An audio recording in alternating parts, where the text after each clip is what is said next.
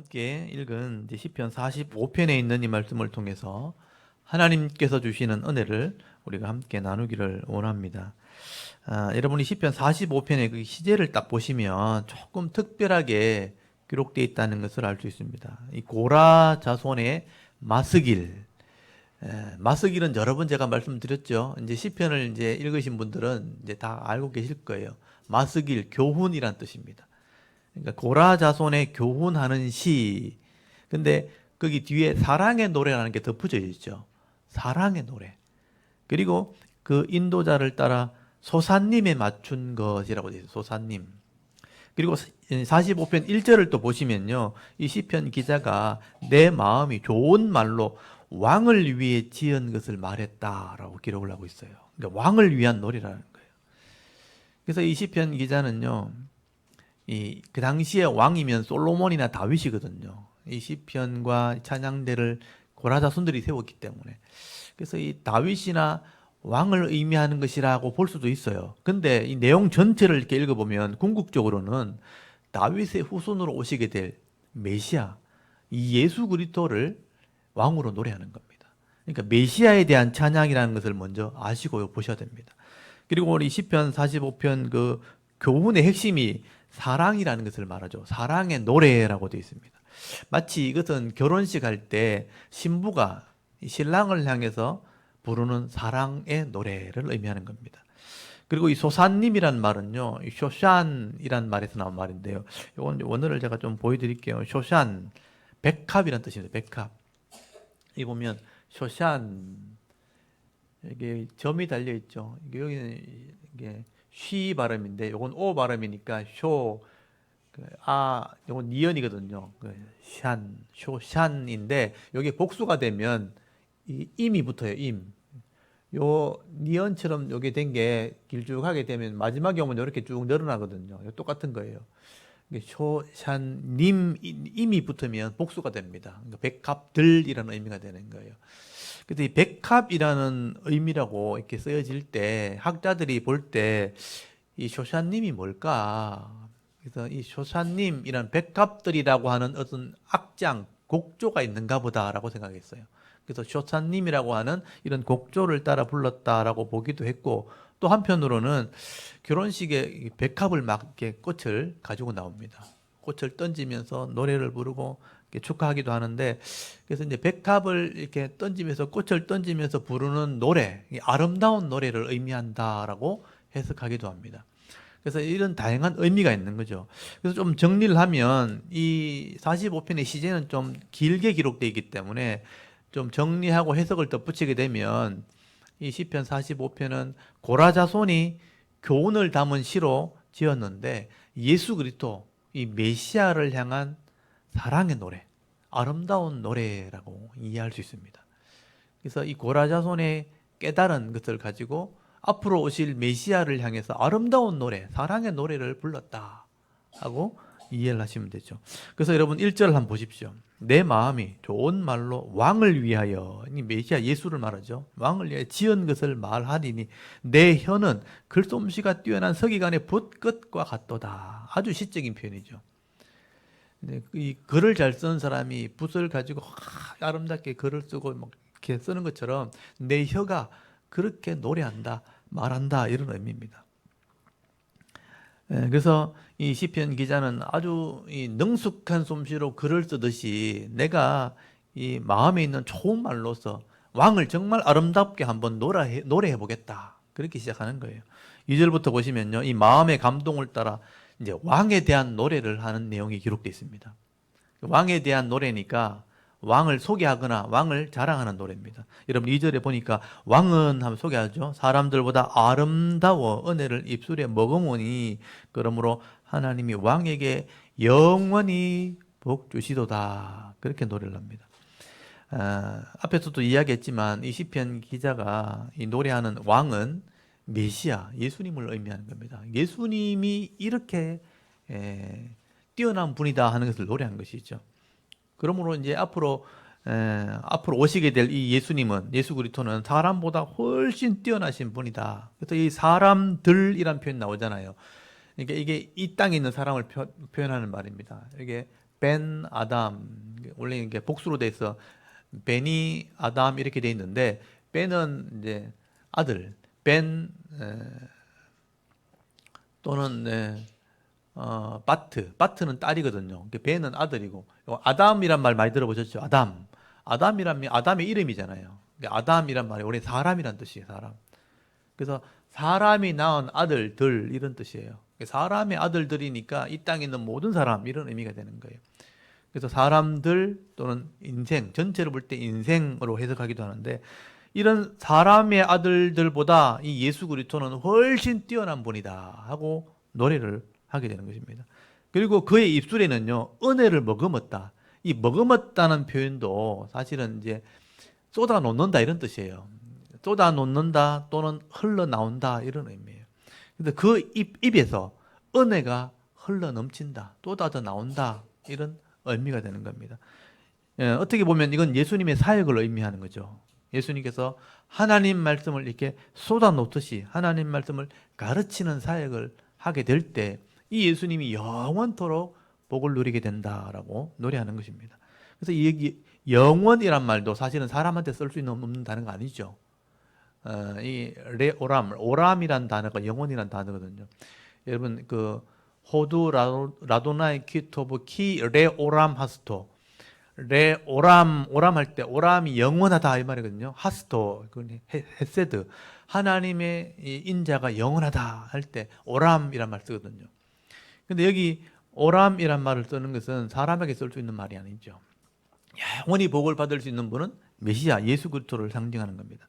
그리고 3절부터 보시면 예수님의 통치, 다스림에 대해서 노래를 하게 됩니다. 용사여라고 표현했죠. 용사여 칼을 허리에 차고 왕의 영화와 위엄을 입으소서, 전쟁을 준비하는 모습입니다. 왕이 이렇게 무장하는 모습을 가지고 지금 노래하는 거예요. 백성을 위해서 싸우는 왕이죠. 근데 실제 예수님은 칼과 갑옷을 이렇게 입거나 칼을 차거나 싸움을 하는 전쟁을 하지 않았죠. 로마인들을 향해서 뭐 칼을 들고 나간 적이 없잖아요. 그러니까 예수님께서는 육적인 무장을 한 게 아니고 영적인 무장을 한 거죠. 성령의 검 하나님 말씀으로 무기를 삼으시고 또 영화롭고 위험 있는 모습으로 영적인 전쟁을 하는 이 메시아의 모습을 노래하고 있는 겁니다. 사실 이제 이사야서 53장에 보면 예수님의 육적인 모습이 거기 예언이 되어 있어요. 여러분 이사야서 53장도 여러분 기억하셔야 돼요. 우리가 고난받는 메시아, 십자가를 지시는 메시아를 예언한다 할 때 이사야서 53장에 기록되어 있습니다. 거기 다 예언된 대로 예수님이 고통당하시고 채찍 맞으시고 십자가로 고통을 당하신 거예요. 이사야서 53장 2절 3절에 보면 그 예수님의 육적인 모습이 기록되어 있습니다. 이건 잘 모르시는 분도 계시니까 제가 한번 조금 찾아드릴게요. 이사야서 53장을 표시해 놓으시고 3장에다 53에다 동그라미 쳐 놓으시면 돼요. 나중에 보시면 알 수 있도록. 이건 예언의 말씀입니다. 이사야서 53장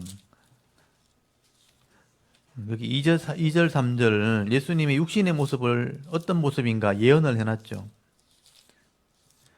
여러분 이사야서 53장 거기 2절 3절을 우리 같이 한번 읽어볼까요? 2절 3절 같이 한번 읽어보겠습니다. 시작. 그는 주 앞에서 자라나기를 연한 순 같고 마른 땅에서 나온 뿌리 같아서 고운 모양도 없고 풍채도 없은즉 우리가 보기에 흠모할 만한 아름다운 것이 없도다. 그는 멸시를 받아 사람들에게 버림받았으며 간고를 많이 겪었으며 질고를 아는 자라. 마치 사람들이 그에게서 얼굴을 가리는 것 같이 멸시를 당하였고 우리도 그를 귀히 여기지 아니하여도다. 아멘. 이게 예수님의 육신의 모습을 예언한 거예요. 사람들이 볼 때 너무 초라하다는 거예요. 고운 모양도 없고 어떤 풍채도 없고 바짝 말랐다는 얘기죠. 흠모할 만한 아름다운 것을 찾아볼 수가 없다. 그런 모습이다. 늘 버림받고 멸시당하고 고난받는 그런 모습이 예수님의 모습이다라고. 그게 육신의 모습이라면 오늘 이사야 45장을 보십시오. 완전 반대 모습이죠. 이 메시아, 이 영적인 모습, 예수님의 영적인 모습은 영광과 위엄이 가득한 그런 왕의 모습으로 백성들을 지키신다, 싸우신다, 그렇게 표현을 하고 있는 겁니다. 그리고 이 예수님께서는요, 왕으로 다스리시는데, 예수님이 다스리시는 이 하나님의 나라는 공의와 정의로 다스리는 그런 나라라는 거예요. 오늘 시편 45편 거기 4절 한번 보십시오. 왕은 진리와 온유와 공의를 위하여 왕의 위엄을 세우시고 또 병거에 오르소서 왕의 오른손이 왕에게 놀라운 일을 가르치시리다. 그렇게 노래하죠. 이 왕의 통치, 사역을 말하는 거예요. 여기 진리, 온유, 공의를 꼭 기억하십시오. 예수님께서는 진리와 온유와 공의로 이 하나님 나라 위엄을 세우신다. 이 땅을 다스리신다라고 말씀을 하게 되는 거예요. 이 진리, 변하지 않는 것을 의미하죠. 진리, 변하지 않는 이 하나님 말씀으로 우리를 구원하시는 거예요. 진리로 우리를 구원하시고 온유한 마음으로 우리를 가르치신다, 섬기신다는 겁니다. 예수님의 마음이죠. 나는 마음이 온유하고 겸손하니 내게 와서 배우라. 마태복음 11장 28절 말씀. 이 정도는 좀 알고 계시면 좋겠죠. 예수님의 마음, 온유로 섬기시는 분이다. 또 공의가 하나님의 법이거든요. 말씀. 이 하나님 말씀으로 죄를 심판하신다. 이 공의도 사실은 제데크란 단어인데요. 제데크. 이 제데크 이걸 여러분 익숙해지신 단어가 되면 이게 원래는 의라는 단어예요. 의롭다. 쯔다카 하면 여성형이 되는 거. 쯔다카 하면 여성형이 되고 이제 이게 명사거든요. 정의, 의로움이란 공의, 정의, 의로움이란 명사인데 이게 동사형으로 바뀌면 의를 행한다 이런 의미가 되는 거예요. 그래서 이 제데크 이것도 우리가 기억을 하면 좋겠어요. 그러니까 유대인들은 이 의라는 것을 굉장히 소중하게 여기거든요. 의로 세 가지 의, 기도, 구제, 금식 이렇게 의를 행하는 것을 늘 염두에 두고 살아가는 사람들이에요. 그래서 제데크, 하나님의 정의, 공의로 이 땅을 다스린다. 그래서 진리, 온유, 공의, 정의로 이 땅을 다스리시는 분, 섬기거나 다스리시는 분, 그분이 바로 메시아다, 예수님이다 하는 것을 말씀하는 거예요. 결국 진리로 변하지 않는 말씀으로 구원을 이루고 온유함으로 섬기시고 결국은 공의로 정의로 이 땅을 심판하시는 분. 그리고 이 오른손은 능력의 손이죠. 능력의 손으로 이 땅을 가르치신다. 결국 다스린다는 것을 말씀하게 되는 겁니다. 그리고 여러분 5절에 보시면요. 예수님이 전쟁하는 모습이 기록되어 있죠. 왕의 화살은 날카로워서 왕의 원수의 염통, 심장을 뚫으니 만민이, 모든 육체가 왕의 앞에 엎드러지는도다. 전쟁하는 모습을 설명한 것이죠. 이게 원수를 심판하시는 모습을 이렇게 말씀하는 겁니다. 그러니까 이 하나님이 말씀으로, 예수님이 말씀으로 이 땅을 심판하시게 되면 모든 원수들이 심판을 받게 되고 또 모든 육체는 엎드러지게 될 것이다. 심판을 받게 된다는 거죠. 여러분, 예수 그리스도를 통해서 이루어지는 이 하나님 나라는요, 공의와 정의로 다스리는 이 하나님 나라이기 때문에 죄를 심판하시고 또 자기 백성을 구원하시는 것입니다. 그리고 여러분 거기 45편 6절 7절 말씀을 보시면요, 하나님이여 주의 보좌는 영원하며 주의 나라의 규는 공평한 규인이다. 왕은 정의를 사랑하고 똑같이 제데크입니다. 정의를 사랑하고 악을 미워하시니 그러므로 하나님 곧 왕의 하나님이 즐거움의 기름을 왕에게 부어 왕의 동료보다 뛰어나게 하셨나이다 라고 노래를 하게 됩니다. 여기 이 보좌라는 것은 왕권을 상징하는 거예요. 이 왕권을 상징하는 보좌는 영원한 겁니다. 예수 그리스도의 이 보좌는 영원하고 또 그 땅을 통치하는 규라는 것은 뭐냐면 지팡이를 말해요. 왕의 지팡이. 왕이 통치하는 규는, 이 지팡이는 공평한 지팡이고 또 정의의 말씀으로 이 악한 자를 심판하시고 즐거움에 기름을 부어서 구별하신다. 이게 즐거움에 기름을 붓는다는 의미는 뭐냐면요, 다른 왕들보다 다르다, 구별한다. 기름 붓는다는 의미 자체가 구별한다는 뜻이에요. 성소를 지을 때 아론 제사장을 세울 때 기름 붓잖아요. 구별한다. 이 메시아는 다른 왕과 다르다, 구별한다, 세상의 왕들과 다르다 하는 것을 말씀하는 거예요. 그리고 8절에 보시면요, 이 기름 부음에 대해서 조금 설명이 나옵니다. 여기 보면 8절에 보니까 45편 8절 왕의 모든 옷은 몰약과 침향과 육계의 향기가 있으며 상하궁에서 나오는 현황은 왕을 즐겁게 하도다라고 노래를 하죠. 여기 보시면 왕의 이 옷에다가 기름을 붓는데 몰약과 침향과 육계의 향기가 있는 기름을 붓는다라고 말씀을 합니다. 그래서 이게 다 이제 의미가 있는 것들인데 사실은 이 몰약이나 침향이나 육계는 뭐냐면 계피향을 말해요. 계피향. 계피향이 있는 그 기름을 부어서 구별한다. 그러니까 이 학자들은 이걸 어떻게 보냐면 이 메시아의 성품을 표현한다라고 해석을 해요. 여러 가지 성향으로 기름을 붓는다. 그래서 구별해서 구별된 삶으로 영향을 미친다는 것을 의미를 하게 되는 것입니다. 그래서 이게 다 뭐냐면 향을 내는 거예요. 향수에 해당하는 거죠. 여러분 이 향수가 기름이잖아요. 기름. 어떤 추출된 기름을 바르면 그것이 향이 나죠. 그것을 기름 부어서 다른 것과 다른 구별이 된다는 의미거든요. 이게 이제 삶을 의미하는 거예요. 향수를 바르면 다른 사람에게 구별되어지고 영향력을 나타내는 겁니다. 그래서 사도 바울이 이런 향기란 표현을 써서 향기. 고린도 후서 2장 15절에 보면 이런 사역자들을 표현할 때 우리들은 그리스도의 향기라. 많이 들어보셨죠? 그리스도의 기름 부음 받은 향기로 사역을 하게 된다.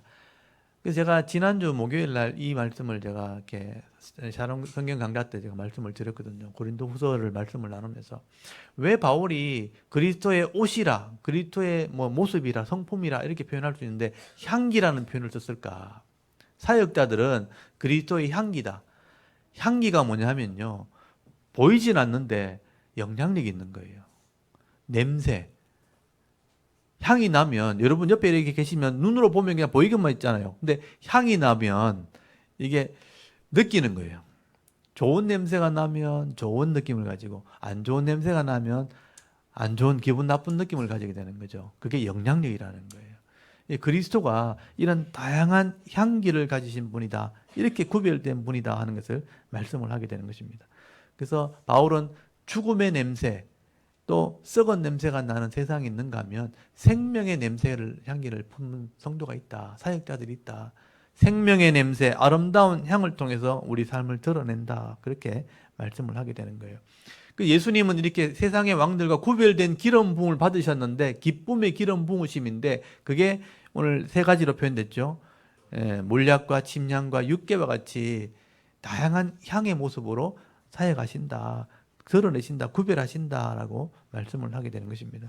그래서 예수님께서는요, 그냥 곁에 있기만 해도 그 아름다운 향기를 드러내면서 구별된 사역을 하는 거예요. 그러니까 여러분이 하나님 말씀을 다 깨닫고요. 그 깨닫는 마음을 가지고 여러분 직장에 앉아 있기만 해도 사람들이 그 느끼는 거예요. 저 사람은 좀 다르다. 그게 느껴진다는 거예요. 향기가 난다는 겁니다. 이건 말로 표현할 수 없는 어떤 능력을 얘기하는 거예요. 옆에 있기만 해도 은은한 향이 날 때 가까이 있고 싶어지는 거예요. 근데 옆에 있기만 해도 뭐 이상한 냄새가 나. 미치겠는 거예요, 이거. 저는 이 향기에 대한 안 좋은 추억이 하나 있어요, 제가. 이건 제가 말씀드려 부끄러운 건데, 참. 제가 성경 통독 사경회라고 그 에스라 하우스에서 하는 사경회를 제가 젊을 때 청년들과 함께 참여한 적이 있거든요. 가면 사람들이 너무 많이 오니까 빽빽하게 앉아가지고 이렇게 말씀을 듣거든요. 그러니까 거기 테이블이 조그만한 테이블이 있는데 테이블을 몇 개 안 되니까 가진 사람은 테이블을 놓고 가고 없으면 그냥 성경만 들고 그냥 앉아 있어야 되는 거예요. 그러니까 여름이니까 막 이렇게 땀도 나고 막 이렇게 빽빽하게 땀 냄새 나고 이렇잖아요. 그래서 제가 이제 화장실 갔다가 이렇게 딱 들어서 이제 내 자리가 너무 빽빽 앉았으니까 제가 앉아 있었거든요. 딱 들어가서 앉았는데 옆에서 이상한 냄새가 나는 거예요. 전부 보니까 여자들이에요. 여자들이 뭐 이런 냄새가 나나 그러면서 막 그렇게 있었거든요. 불편하게. 나중에 이렇게 보니까 그 냄새가 여자 사이 옆에 있는 사람이 난 게 아니고 저한테서 난 거예요. 그때 알고 나서 얼마나 제가 황당했는지 당황했는지. 이게 어디서 났냐면 제가 이제 여름이니까 샌들을 신고 가잖아요. 그 샌들이 천으로 된 거였어요. 이렇게 옆에 이염새가 그 천으로 된 것에서 땀이 났는데니까 꼬랑내가 나잖아요. 그 꼬랑내 아세요, 여러분? 상상도 못하는 꼬랑내가 나거든요. 그 꼬랑내가 나는 샌들을 신고 화장실 다니고 막 이러다가 딱 들어왔으니까 그 냄새가 발에 배인 거죠. 이 발은 내 뒤에 있잖아요. 이렇게 앉으면 이렇게. 그래서 저 옆에서 나는가 보다. 그러고 이 여자가 뭐 이런 냄새가 나는 그러면서 막 그랬는데 알고 보니까 제 냄새인 거예요. 그래, 참 자기한테 나는 냄새인데 그것도 모르고 이게 굉장히 불편함을 주는 거죠. 그래 그때부터 막 당장 밖에 나가지고 막 샌들하고 발하고 막 껍질 벗겨질 때까지 씻고 근데 계속 나더라고요. 이게 안 납시더라고요. 근데 그런 추억이 있어요. 그러니까 야 향이라는 게 냄새라는 게 진짜 영향력을 미치구나. 그래서 여러분 이 아름다운 향기를 준비하는 사람은 구별되는 겁니다. 존중받는 거죠. 그래서 예수님이 바로 그런 사역을 하시는 분이라는 것을 지금 노래하고 있는 겁니다. 예수님은 다른 왕들과 구별되는데 이런 아름다운 성품으로 영향력으로 사역하시는 분이다라고 노래하는 겁니다. 그리고 왕에게는요 신부가 준비되어 있는데 여러분 왕의 신부는 9절부터 나옵니다. 이런 사역을 하는 하나님 나라 사역하는 왕의 신부는 어떤 사람들인가? 여러분 9절에 보니까 왕이 가까이 하는 여인들 중에 왕의 딸이 있으며 또 왕후라고 되죠. 왕후가 신부예요. 왕후는 오빌의 금으로 꾸미고 왕의 오른쪽에 서 있도다 소도다 딸이여 듣고 보고 귀를 기울일지다 네 백성과 네 아버지 집을 잊어버릴지어다 라고 노래를 하게 됩니다. 이게 신부에 대한 노래입니다. 이 왕에게 준비된 이 왕후, 이 신부는 결혼할 신부를 말하는 것이죠. 다시 말하면 예수님과 언약한 성도를 의미하는 겁니다. 그래서 마지막에 혼인 예식을 할 성도, 약혼을 한 거죠. 그래서 성찬식, 약속식을 계속 하게 되는 겁니다. 이 성도들이 보니까 오빌의 금으로 장식을 했다는 거예요. 여러분 신부가 이런 금으로 영광으로 장식이 되어 있다. 부를 상징하기도 하지만 사실은 이건 변하지 않는 믿음을 상징하는 겁니다. 변하지 않는 믿음으로 우리를 꾸미고 있다. 그리고 이 신부가 해야 될 일이 뭐냐면 신랑에게 귀를 기울여야 됩니다. 또 옛 백성 아버지의 집을 잊어버리라. 여러분 우리가 죄에서 건진받았잖아요. 죄에서 건진받고 옛 집에서 건진받았고 또 세상의 우상을 따르던 그런 옛 습관을 가지고 있던 이런 삶을 잊어버리라. 그걸 벗어버리고 새로운 모습으로 이 신부니까 신랑의 귀를 기울인다. 신랑의 말을 귀담아 듣는 성도가 되어야 된다 하는 것을 말씀을 하게 되는 거예요. 이렇게 하나님 말씀에 귀를 기울이고 이 말씀을 따라 순종하는 삶을 살 때 왕후, 거룩한 신부로 준비가 된다는 것입니다. 그리고 여러분 11절에 보시면요. 이런 신부를 보고 왕이 기뻐한다는 거예요. 그리하면 이 신부가 왕에게 귀를 기울이고 옛 모습을 잊어버리고 새로운 모습을 섬기는다면 거룩한 삶을 산다면 그리하면 왕이 네 아름다움을 사모하게 된다는 거예요. 사모하게 된다. 이 사모한다는 말도 중요합니다. 그는 네 주인이시니 너는 그를 경배할지어다. 왕이 성도의 아름다움을 사모한다. 이 사모한다로 번역을 했지만 사실은 이게 뭐냐면요. 굉장히 갈망한다, 바란다, 몹시 원한다 이런 의미예요. 그러니까 성도가 이런 구별된 삶을 살기를, 아름다운 삶을 살기를 원하는 하나님의 마음, 주님의 마음을 표현하고 있는 것입니다. 이 성도들이 아름다운 삶을 사는 것을 이렇게 사모하면서 계속 집중한다는 뜻입니다. 계속 삶을 살피시고 그들을 옳은 삶을 사는지를 보신다는 거죠. 그리고 이 성도들이 마땅히 이 신랑 되시는 주님을 주인이시니까 경배해야 된다. 예배의 삶을 살아야 할 것을 말씀하게 되는 것입니다. 여러분 이런 믿음의 삶을 살 때 이 성도들이 신부가 복을 받게 되는데 왕을 경배하고 또 왕을 섬기는 자의 삶을 살 때 어떤 복을 받아 누리는가? 여기 45편 12절부터 성도들의 복에 대해서 노래를 하게 됩니다. 두로에 따른 예물을 드리고 백성 중 부한 자도 네 얼굴을 보기를 원하리로다. 두로의 딸, 그 당시 두로는요 항구 도시고 굉장히 부한 도시를 의미하는 거예요. 이방 나라들을 상징하는 거죠. 이방 나라들이 예물을 들고 찾아오고요. 또 세상의 부한 자들이 얼굴을 보기를 원한다. 세상 사람들이 부러워하는 존재가 된다 하는 것을 의미하는 거예요. 그리고 13절부터 보시면 궁극적으로는 왕의 궁정에 들어가게 되는 겁니다. 이 신부는 거룩한 삶으로 준비될 때 왕의 궁정에 들어갑니다. 13절에 보니까 왕의 딸은 궁중에서 모든 영화를 누리니 그의 옷은 금으로 수놓았도다. 수놓은 옷을 입은 그는 왕께로 인도함을 받으며 시종하는 친구 처녀들도 왕께로 이끌려 갈 것이라. 그들은 기쁨과 즐거움으로 인도함을 받고 왕궁에 들어가리로다. 결국 왕궁으로 들어가는 것이죠. 여러분, 성도가 하나님 말씀을 따라 이 땅에서 순종하며 또 거룩한 삶, 아름다운 삶을 살 때 금으로 수놓은 아름다운 옷을 입고요, 또 이 궁중의 모든 영화를 누리게 된다. 성도의 복을 의미하는 것입니다. 이 땅에서요, 하나님 자녀로서 복을 받아 누릴 뿐 아니라 진짜 하늘나라에, 이 하늘나라 집에, 하나님의 영광의 집에 영원히 살게 되는 복을 받아 누리게 되는 것이죠. 여러분, 오늘 이 시편 기자는요, 이 성도가 누리게 될 이 복에 대해서 당시 그 왕의 궁정을 가지고, 그 아름다움을 가지고 지금 노래하고 있는 것입니다. 근데 여기서 끝나는 것이 아니죠. 거기 16절에 보시면요, 성도들을 통해서 나오게 될 그 후손들에게도 복이 있다고 말씀을 합니다. 여러분, 16절에 보시면 왕의 아들들이 나오죠. 왕의 아들들. 왕의 후손들을 얘기하는 것입니다. 왕의 아들들은 왕의 조상들을 계승할 것이라. 왕이 그들로 온 세계의 군왕을 삼으리로다. 내가 왕의 이름을 만세에 기억하게 하리니 그러므로 만민이 왕을 영원히 찬송하리로다 라고 노래를 하게 됩니다. 여러분, 이 왕의 아들들, 왕의 자녀들은 결국 예수를 믿는 성도들을 의미하는 겁니다. 그러니까 저와 여러분이 바로 그 후손들이죠. 왕의 아들들을 의미하는 것이죠. 그리고 앞으로 구원받게 될 모든 백성들, 성도들을 왕의 아들들이라고 표현하고 있는 것입니다. 여러분, 이 성도들이요, 하나님께서 예배해 놓으신 은혜를 누리면서 이 땅에서 예수님의 이 권세를 가지고 왕노릇한다. 왕위를 계승한다는 게 뭐냐면요, 왕의 역할을 한다. 왕노릇한다는 것을 의미하는 거죠. 이것은 이 땅에서 성도들이 복음을 전하는 권세를 말하는 겁니다. 왕 같은 제사장의 권세, 복음을 전하면서 왕처럼 이 땅에 복음을 전하는 사명을 감당하게 될 것을 말씀하게 되는 겁니다. 그리고 우리 마지막 때가 되면요, 이 땅에 있는 모든 이 구원받은 성도들이 하나님을 찬송하는 그 날이 오게 된다는 것이죠. 그래서 여러분, 이 시편 45편 말씀은 이 당시 솔로몬과 이런 다윗 시대 온 땅을 정복하는 이 다스리는 이 왕의 모습을 통해서 장차 이루게 될 이 하나님 나라의 진짜 왕 예수 그리스도를 노래하고 있는 겁니다.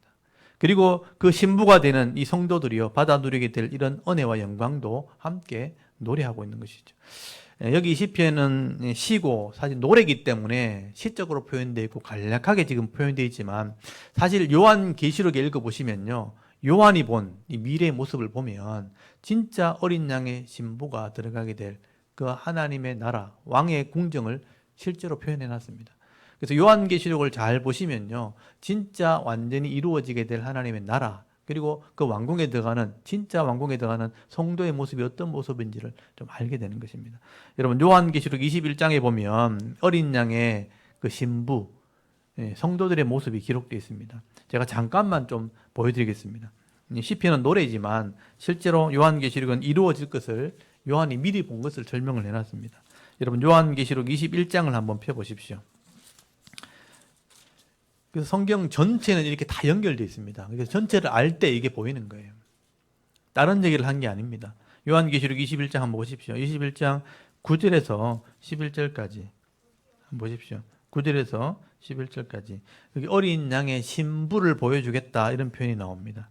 9절에서 11절까지만 한번 읽어볼까요? 시작. 7 대접을 가지고 마지막 7 재앙을 담은 7 천사 중 하나가 나와서 내게 말하여 이르되 이리 오라, 내가 신부 곧 어린 양의 아내를 네게 보이리라 하고 성령으로 나를 데리고 크고 높은 산으로 올라가 하나님께로부터 하늘에서 내려오는 거룩한 성 예루살렘을 보이니 하나님의 영광이 있어 그 성의 빛이 지극히 귀한 보석 같고 벽옥과 수정같이 맑더라. 아멘.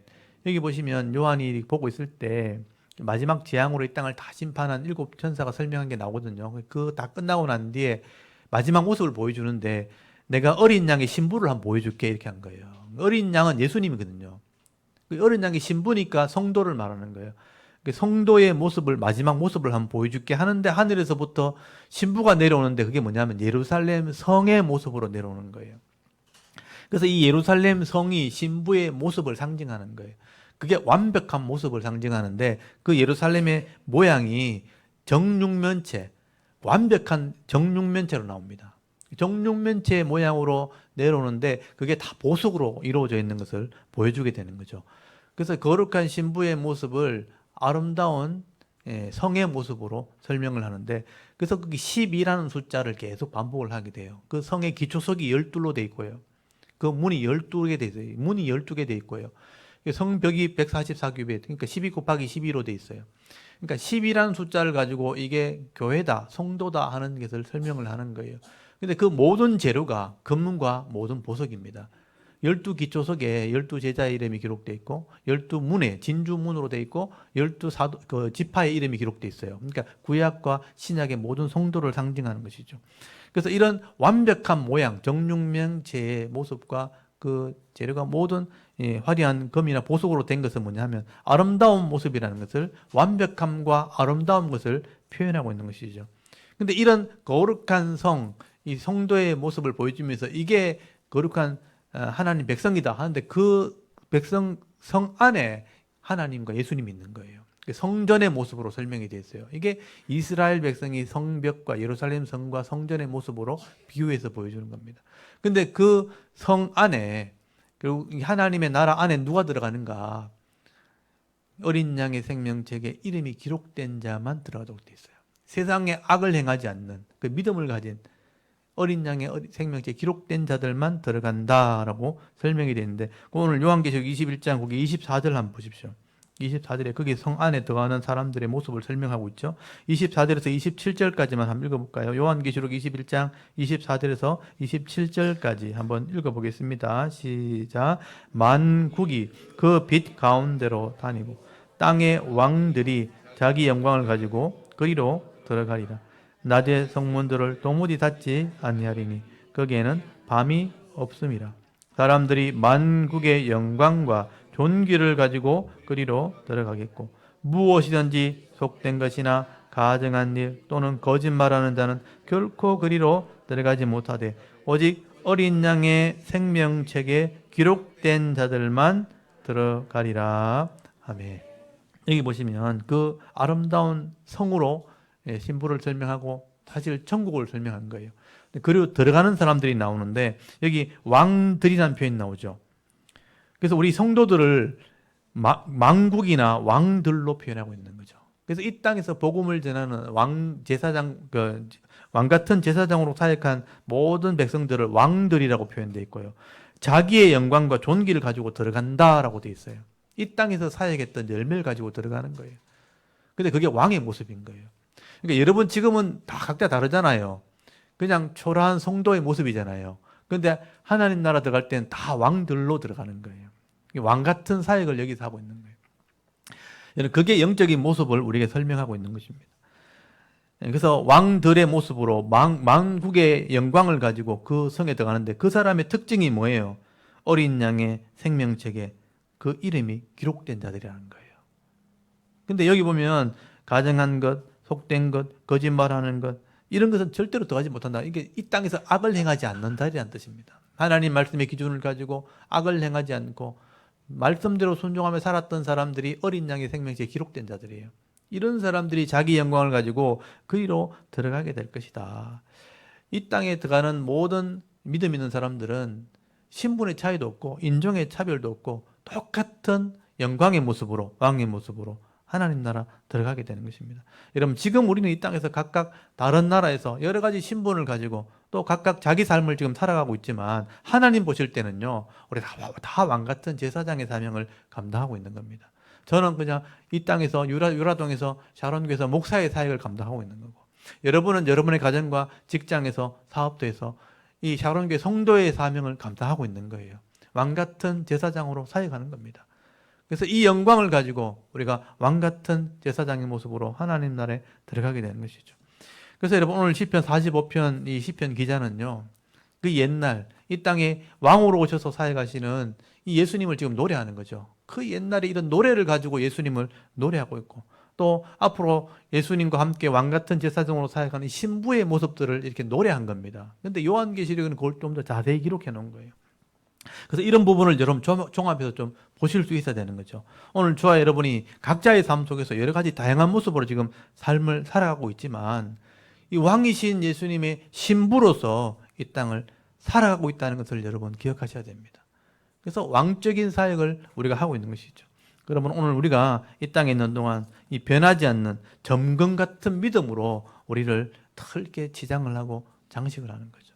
세상의 검으로 장식하는 게 아니고 믿음으로, 변하지 않는 믿음으로, 금 같은 믿음으로 우리를 장식하고 거룩한 삶, 이 아름다운 삶의 옷을 이렇게 입고 주님을 찬송하는 삶을 살아가게 될 때 우리가 억지로 이렇게 신앙생활 하는 것이 아니고 하나님 나라의 권세를 가지고 누리는 삶을 살아야 되는 거예요.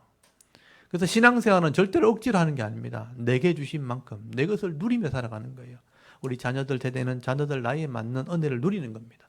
어른들은 어른대로 하나님 주신 권세를 누리고 기쁨과 즐거움으로 정말 우리가 신앙생활을 하게 될 때 우리가 믿음 있는 삶을 살아가는 성도가 된다는 것을 여러분 꼭 기억할 수 있길 바랍니다.